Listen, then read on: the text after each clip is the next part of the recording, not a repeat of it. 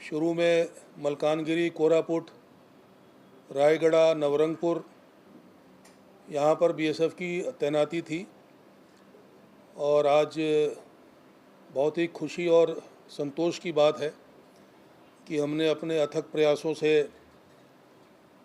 ये सारा area almost नक्सल free कर दिया है। कोरापुट तो एब्सोल्युटली नॉर्मल हो चुका है। मलकानगिरी में भी अभी नक्सल्स की कोई प्रेजेंस नहीं रही है, हालांकि वहाँ पर अभी हम अपनी पोजीशन को कंसोलिडेट कर रहे हैं। जो कट ऑफ एरिया था, जिसको स्वाभिमान अंचल भी बोलते हैं, वहाँ से नक्सलियों का बीएसएफ ने पूर्णतया सफाया कर दिया। तो ये सबसे बड़ी उपलब्धि है हमारी। और अभी उसके पहले नवरंगपुर और रायगढ़ यहाँ भी हमने काफ़ी अच्छा काम करते हुए इन ज़िलों को और इलाकों को नक्सल मुक्त कराया। अभी हाल में कोरापुट में स्थिति सामान्य होने के उपरांत अभी हमारी जो तैनाती है, स्टेट गवर्नमेंट ने सोचा कि जो अभी सबसे नक्सल प्रभावित एरिया है आज की डेट में, वो है कंधमाल, कालाहांडी, बौद्ध। वहाँ पर अभी बीएसएफ की तैनाती हो गई है। हमारी 2 बटालियंस कंधमाल में पहुँच चुकी हैं और बहुत ही सघन ऑपरेशंस चल रहे हैं।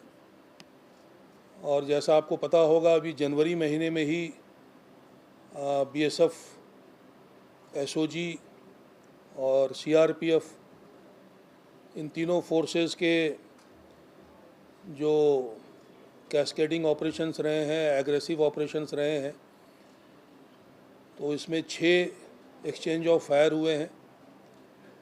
आईडीज़ की रिकवरी हुई है, आईडी ब्लास्ट भी हुए हैं। और केकेबीएन डिवीज़न का जो कमांडर था दसरू,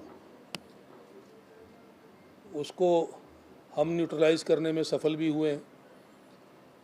तो ये लड़ाई आगे भी चलती रहेगी और हमें खुशी है इस बात को कहते हुए कि आज की डेट में फोर्सेस का अपर हैंड है और इन नक्सलियों की जो कॉम्बैट कैपेबिलिटी है, ये ऑलमोस्ट ख़त्म सी हो गई है अब। और उड़ीसा में ये नक्सलवाद जो है, ये अंतिम सांसें गिन रहा है। तो वो दिन दूर नहीं है। हम आशा करते हैं कि ज़्यादा से ज़्यादा साल या 2 साल में उड़ीसा नक्सल मुक्त होगा।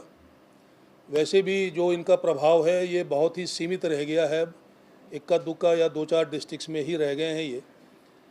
और बीएसएफ कम से कम जहाँ है या जाती है, वहाँ से ये भाग ही जाते हैं। मलकानगिरी की अगर बात करें, कोरापुट की बात करें, तो कोई भी मूवमेंट या उनकी प्रेजेंस इन इलाकों में न रिपोर्टेड है और न फैक्चुअल है। ये सारे या तो आंध्र प्रदेश की तरफ निकल लिए हैं या छत्तीसगढ़ में आज की डेट में भाग चुके हैं। अभी कंधमाल, बौद्ध और कालाहांडी, ये हमारे लिए नया चैलेंज है। स्टेट गवर्नमेंट ने बीएसएफ पे ये विश्वास दिखाया है और उसी विश्वास के तहत हमारी 2 बटालियन की वहाँ तैनाती हुई है। और हम आश्वासन देते हैं कि स्टेट गवर्नमेंट ने जो हमारी फ़ोर्स के ऊपर जो भरोसा दिखाया है, जो कॉन्फिडेंस जताया है, हम उस पर पूरे खरे उतरेंगे। और जो हमने अच्छा काम मलकानगिरी, कोरापुट, रायगढ़, नवरंगपुर में पहले करके दिखाया है, वो हम कंधमाल में भी और बौद्ध में, कालाहांडी में भी करके दिखाएंगे। अभी 28 फरवरी को, जस्ट 3-4 दिन पहले, कंधमाल और बौद्ध के अंतर डिस्ट्रिक्ट जो है, इंटर डिस्ट्रिक्ट बाउंड्री पर एक हमने नया सीओबी इस्टेब्लिश किया है, जो जिला मुख्यालय फूलबनी से लगभग 45 किलोमीटर इंटीरियर में है, बहुत ही हॉस्टाइल और रिमोट एरिया है बड़ा पाजू। तो बड़ा पाजू सीओबी हमने अभी 28 फरवरी को इस्टेब्लिश किया है और काफ़ी बड़ा चैलेंज था वो, और नक्सलियों के गढ़ में हमने वो बहुत ही सक्सेसफुल ऑपरेशन करके और वो सीओबी हमने अपना कैंप इस्टेब्लिश कर लिया है। इसी तरीके से अभी आने वाले दिन में बौद्ध के अंदर भी एक और कैंप हम इस्टेब्लिश करने वाले हैं। मैं अभी उसका लोकेशन या नाम तो नहीं दूंगा, बट जल्दी एक और कैंप इस्टेब्लिश होगा।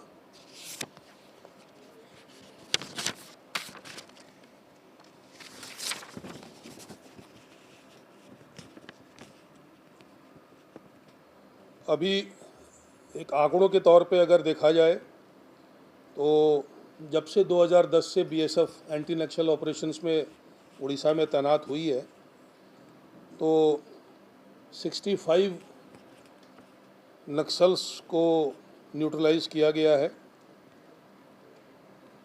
और 793 नक्सल्स को एप्रीहेंड किया गया है। 632 नक्सल्स ने सरेंडर किया है और 496 आईडीज़, 882 हथियार, 810 राउंड, लगभग 3000 किलोग्राम एक्सप्लोजिव, लगभग 4500 ग्रेनेड, लगभग 7500 डेटोनेटर, लगभग 1000 मीटर कॉर्डेक्स और लगभग 300 किलो गांजा। इसके अलावा 1 करोड़ 10 लाख रुपए करेंसी भी बीएसएफ ने सीज किया है। एंटी नक्सल ऑपरेशंस में जहां तक सुरक्षा बलों का सवाल है, हम इस समस्या को कंटेन कर सकते हैं, बट इसका समाधान जो है वो आप सभी को जैसे पता है वो पॉलिटिकल है और सोशल है। तो बीएसएफ जो है वो एंटी नक्सल जो ऑपरेशंस है उसके साथ साथ स्टेट गवर्नमेंट्स के जो और सेंट्रल गवर्नमेंट्स के जो डेवलपमेंट स्कीम्स हैं उसको भी आगे बढ़ाने में रिमोट एरियाज़ में सरकार के अंग के तौर पे हम अपना पूरा प्रयास कर रहे हैं। डेवलपमेंट एक्टिविटीज़ हैं, जो मेडिकल फैसिलिटीज़ हैं, एजुकेशनल फैसिलिटीज़ हैं, आपके संचार नेटवर्क है, ये जितने तरीके के जो चीज़ें हैं ये जन जन तक पहुँचे, रिमोटेस्ट एरिया में पहुँचे, इसके लिए भी हम प्रयासरत हैं। और साथ ही साथ जो रिमोट एरियाज़ के जो ट्राइबल्स है, जो जिनको उतना आइडिया नहीं है, उनको हम कैरियर काउंसलिंग भी कर रहे हैं, उनके लिए जॉब फेयर भी कर रहे हैं। ट्राइबल यूथ एक्सचेंज प्रोग्राम के अंतर्गत बीएसएफ उनको देश के अलग अलग कोने में, अलग अलग राज्यों में उनका टूर करा रही है। ये सारे जो बहुपक्षीय प्रयास हैं और इसमें स्टेट गवर्नमेंट है, सेंट्रल गवर्नमेंट है, बहुत ही अच्छा सिनर्जी और कोऑर्डिनेशन के साथ काम हो रहा है। उड़ीसा पुलिस, बीएसएफ, सीआरपी एक स्ट्रेटजी के तहत जो हमने अब तक काम किया है उसका असर दिख रहा है और हम आशा करते हैं कि बहुत जल्द हम ये जो उड़ीसा राज्य है ये पूर्णतया नॉर्मलसी के तरफ ये लौट आएगा।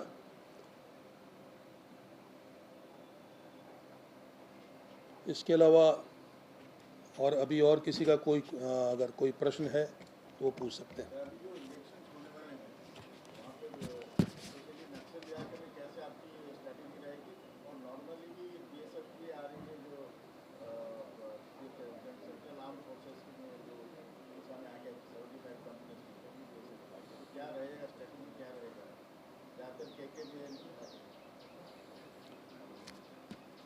देखिए अभी स्ट्रेटजी क्या रहेगा वो तो पब्लिकली तो मैं आपको बता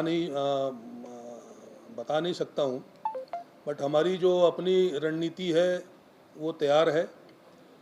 और नक्सलिज़म 2019 में भी था, तब भी हमने इलेक्शन कराया।